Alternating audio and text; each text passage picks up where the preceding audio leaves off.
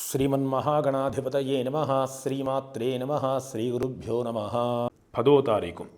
ఈ 10వ తారీఖు బుధవారం అయింది. జనవరి 10 బుధవారము. ఇది మార్గశిర మాసంలో చతుర్దశి తిథి అయింది. చతుర్దశి తిథి రాత్రి 7:43 వరకు ఉన్నది. కనుక తదుపరి నక్షత్రం కూడా మూలా నక్షత్రం రాత్రి 7:39 వరకు కూడా మూలా నక్షత్రం ఉంది.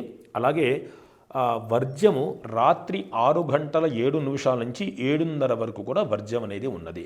మరలా వర్జ్యము రెండో విడతగా తెల్లవారితే 11 అనగా 4:57 నుంచి 6:30 వరకు ఉన్నది. అంటే తెల్లవారితే 11వ తారీఖు అవుతుంది. అంతవరకు కూడా వర్జ్యం ఉన్నది.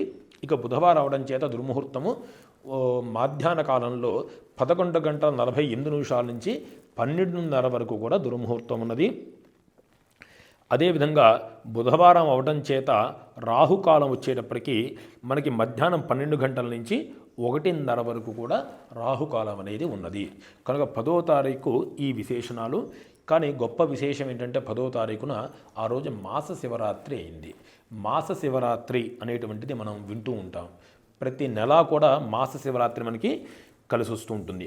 దీని యొక్క మాస శివరాత్రి విశేషం ఏంటంటే గ్రంథంలో చెప్పినట్టుగా మాసే మాసే చతుర్దశ్యాం కృష్ణాయాం యశ్ శివార్చనం. అంటే ప్రతి మాసంలో వచ్చేటువంటి చతుర్దశి, ఏ చతుర్దశి రెండు వస్తాయి, శుక్లంలో వస్తాయి, కృష్ణంలో వస్తాయి. కనుక ఏం చెప్పారు, కృష్ణాయాం యశ్ శివార్చనం, కృష్ణపక్షంలో వచ్చే చతుర్దశి రోజున ఎవరైతే శివార్చనం, అంటే ఎవరైతే శివార్చన చేస్తారో కురుతే నసరో భక్త్యా దారిద్ర్యం నాప్నుయాత్ సదా. ఎవరైతే శివార్చన చేస్తారో అంటే చతుర్దశి ఉన్నప్పుడు ఎవరు శివార్చన చేస్తారో వారికి దారిద్ర్య బాధ ఉండదు. అంటే అర్థం ఏంటంటే మనం చేసే క్రతువులు, మన కుటుంబం గురించో మన గురించి మనం చేసేటువంటి వాటిల్లో ఆర్థికమైన ఇబ్బందులు తొలగుతాయి. అంటే అవకాశాలు కలుగుతూ ఉంటాయి. బయట నుంచి వచ్చే రూపాయి మనకు కలిగేటువంటి అవకాశం కలిగి ఎప్పుడు కూడా చేతిలో ధనం యొక్క నిలకడ ఉండటము, ధనము అనవసరమైన ఖర్చు తగ్గుతుంది. ఇంకా గొప్ప అవకాశాలకి మరింత ధనం మనం ఆకర్షింపబడతాము. కనుక శివార్చన అనేది అటు జ్ఞానానికి ఇటు ధన రాబడికి కూడా గొప్ప మార్గము.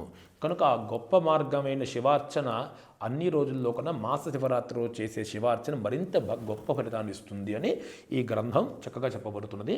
ఇక్కడ మనం ఇంకొక మారు శివార్చన ఎప్పుడు చేయాలి అంటే ప్రతి చతుర్దశి, అంటే కృష్ణపక్షంలో చతుర్దశి అది ఎప్పుడు ఉండాలి, ప్రదోషకాల వ్యాప్తి అయి ఉండాలి. ఇక్కడ మనం ఈరోజు మనం గమనించుంటే 10వ తారీఖున చతుర్దశి రాత్రి 7:43కే వెళ్ళిపోతుంది. అయినప్పటికీ ప్రదోషకాలము అంటే సూర్యాస్తమైన తర్వాత 2 ఘడియలు, అంటే ఘడియ అంటే 24 నిమిషాలు, 2 ఘడియల పాటు ఉన్న సమయాన్ని ప్రదోషము, దోషము అంటే రాత్రి అని అర్థం ఉన్నది. కనుక మనం అనుకునే దోషము అంటే ఎలా అనుకుంటాము ఒక దోషంగా, కానీ దోషం అనే దానికి అమరకోశంలో క్షప అని పేరున్నది. రాత్రి అంటే దోషము అని పేరుంది, నిశ అనే ఉంది, అనేక పేర్లు రాత్రికి ఉన్నాయి. కనుక ప్రదోషము, అంటే ముందుగా రాత్రి ప్రారంభానికి ముందుగా వచ్చే సమయాన్ని ప్రదోషం అంటారు. ఇది సూర్యాస్తమయం తర్వాత 48 నిమిషాల వరకు ఉంటుంది. ఈ 48 నిమిషాల్లో శివార్చన చేసినా శివనామం చేసినా అది గొప్ప ఫలితాన్ని ఇస్తుంది. ఈరోజు ప్రదోషకాలానికి ఆ తిథి ఉన్నది కాబట్టి దీన్ని మాస శివరాత్రి అంటారు. మాఘమాసంలో మాత్రం దాన్ని మహాశివరాత్రి అంటారు. మిగతా వచ్చే మాసముల్లో దాన్ని మాస శివరాత్రి అని, తదుపరి వచ్చేదాన్ని మహాశివరాత్రి అంటారు. కనుక ఇది గొప్ప రోజు 10వ తారీఖు. కనుక మనం దాన్ని సద్వినియోగం చేసుకోవాలని భగవంతుని ప్రార్థిస్తూ